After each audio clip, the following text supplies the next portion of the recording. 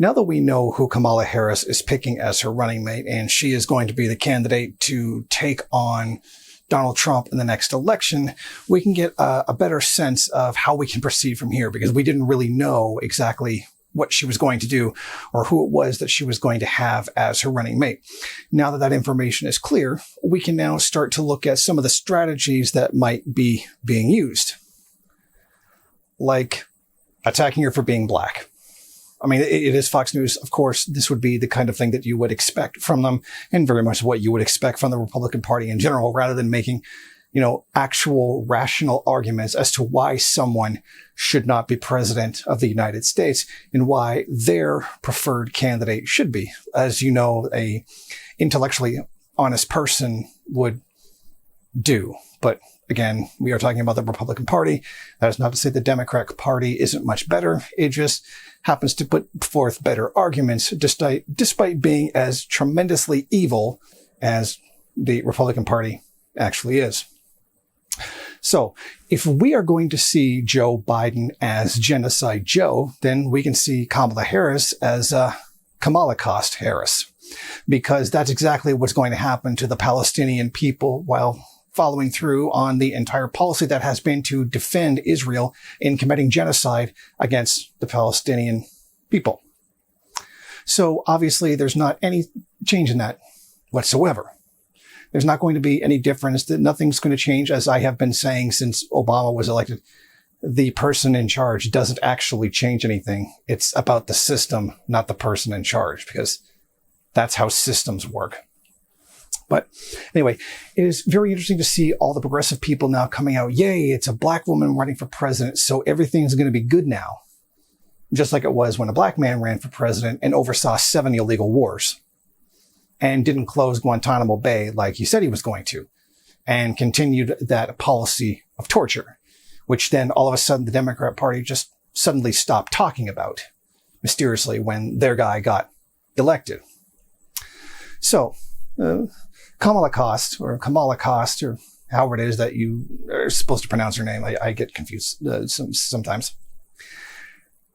It is interesting that Fox News once made an actual rational argument against Kamala Harris, that she was just working for the military prison industrial complex, just throwing people in jail in order to fill quotas to serve the prison labor industry.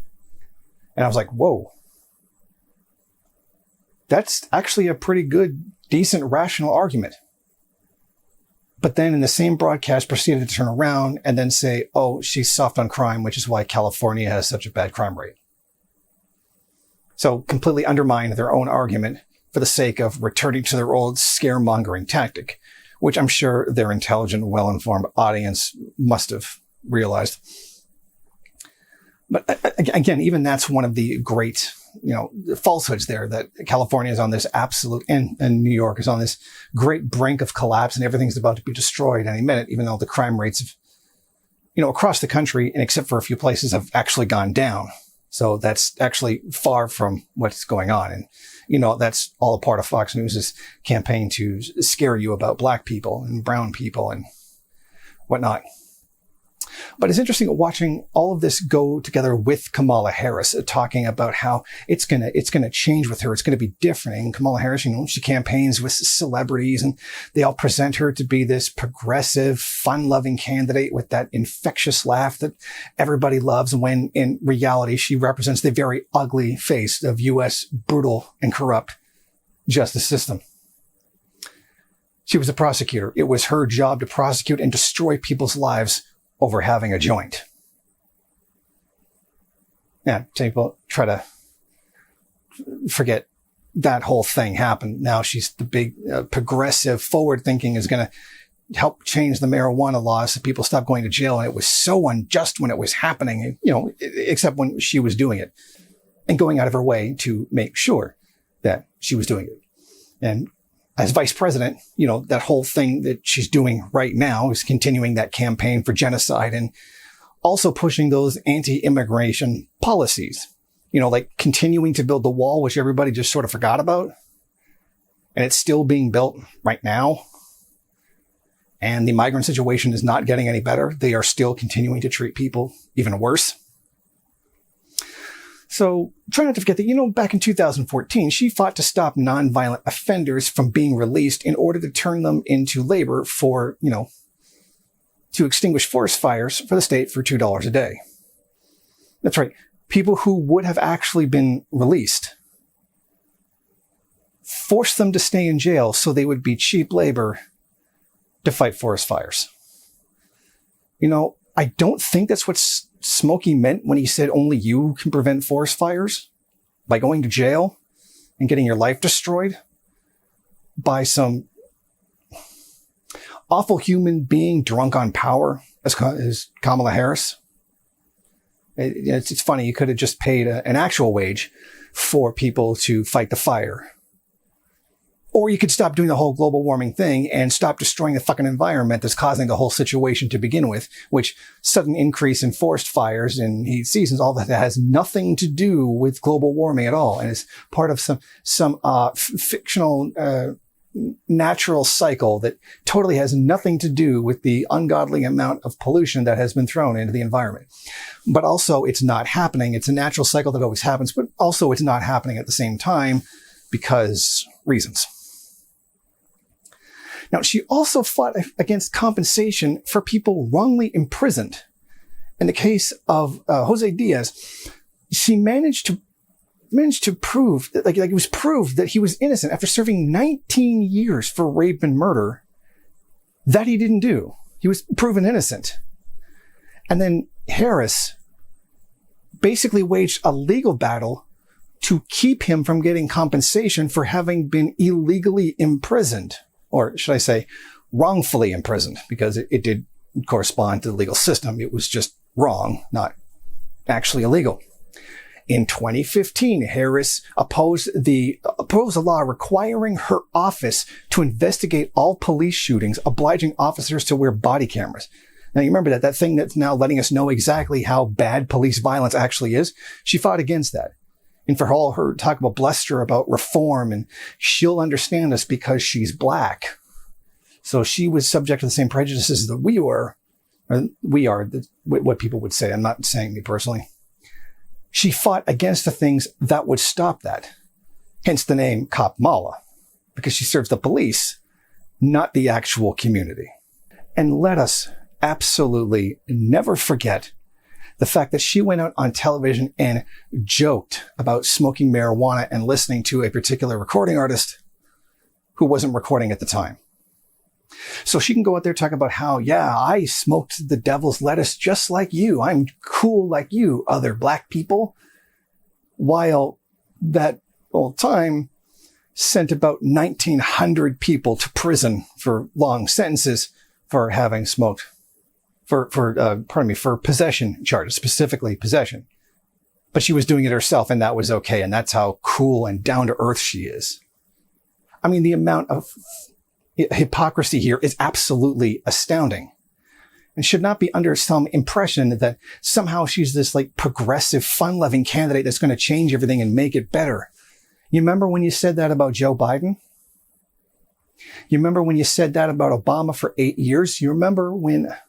Probably a lot of you don't remember. Probably a lot of you were probably too young to remember when I made the original videos back in 2009 after Obama got into office saying, yeah, nothing's going to change. He's saying a lot of nonsense about universal health care, and it's nonsense because he was not going to do it and didn't do it. So he got you like a mandatory kind of health care that was better than what you had. And then Trump came along and just completely destroyed it. And then ironically, really, really hilarious, conservatives started complaining how they lost some of their health care. I voted for him to get rid of Obamacare, not the Affordable Health Care Act, which are the same thing. A lot of them didn't even realize that they were actually the same thing, that Obamacare is the Affordable Care Act. Tangent, sorry. But how fundamentally nothing changed. The illegal wars actually got worse. The killings overseas by the U.S. military on people who just didn't want to be puppets of the United States got worse. And how everybody thought Trump was going to be this big anti-imperialist candidate because he's not one of the political insiders. Well, you can tell because he's the president of the United States. So he's totally not a part of the political system at all. You know, just because he acts like a stupid asshole, that doesn't mean he's not a part of the system. He's still a part of it. Remember, he's still the guy who ordered the assassination of Qasem Soleimani, but he's an anti-imperialist. He's the guy who declared Juan Guaido to be the president of Venezuela, but he's an anti-imperialist. Like the liberals and the conservatives are making the same mistake, especially the mega communist crowd. He's not an anti-imperialist. He was just in office for 4 years and did the opposite of anti-imperialism. Again, same lesson here. You don't change the person in power and think everything's suddenly going to be different. You have to change the system. Running for the office, the head office of an illegitimate system still makes it illegitimate. This is the same mistake that Nicolas Maduro is making in Venezuela right now. He's standing around continuing a capitalist system, allowing foreign interference to run free in his country. And I don't just mean like the riots and the killings that are going on by right-wing US-backed groups right now. I mean the whole allowing the US to be able to send even $1 into the country to interfere. Well, yeah, no kidding. You know, Maduro and the rest of Venezuela is going to turn toward BRICS. I mean, what's the alternative? Do absolutely nothing and just stand there with no food or medicine? And then you get these dumbass right-wingers going, "Yeah, look at Venezuela and how bad it is. This is what happens when you do the word that I can't define." While completely ignoring that the U.S. is intentionally sabotaging their entire economy. Nothing really shows the intellectual dishonesty of the right than this. It's astounding that they've actually convinced themselves that they're not even lying, like they know they're wrong, but they're not even they're lying. It's like they brainwash themselves, auto conditioning or something like that. And in the end, what did Kamala Harris do? The same anti-immigrant policies that have existed since long before she ever got in office. The anti-immigrant policies that have existed in the United States since, the United States was founded. We take this country, it's ours now, also no one else coming. Except the white ones after World War II. You can come in. And then we're going to change the definition of white to include you. And a million other things that I could go on to about all of that. The point here is that for the major issues, that being the genocide in Gaza and the continued further militarization of NATO and trying to provoke a world war, that's going to continue. Voting for Kamala Harris is not going to change that. Nothing will fundamentally change. We'll get another nice, fun-loving face on imperialism that a lot of conservatives can just pleasure themselves to because, now it's going to be different all of a sudden. And in the end, nothing's going to change. Because I've been saying, and a lot of other people have been saying, people long, long before I was ever born, it's not the person in power. It's the system that which operates. That is the problem. Thank you for watching. If you like this program, then please head over to my Patreon page and set up a monthly donation. It's your donations that keep this program running. Also, if you would like, please rate, comment, subscribe, and share in various social media.